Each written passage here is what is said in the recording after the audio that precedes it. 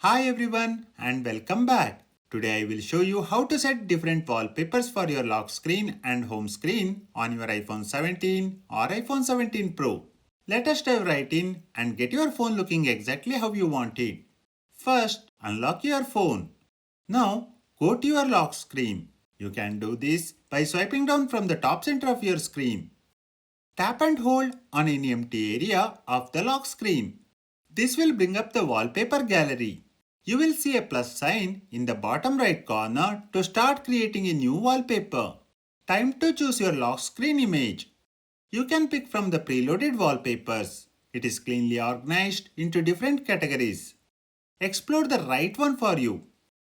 If you want your own photo as wallpaper, tap Photos.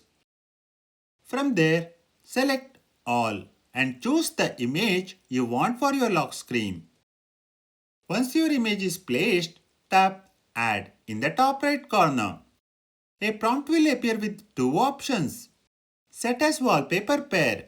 This sets the same image for both your lock screen and your home screen. To set the separate home screen image, tap Customize Home Screen.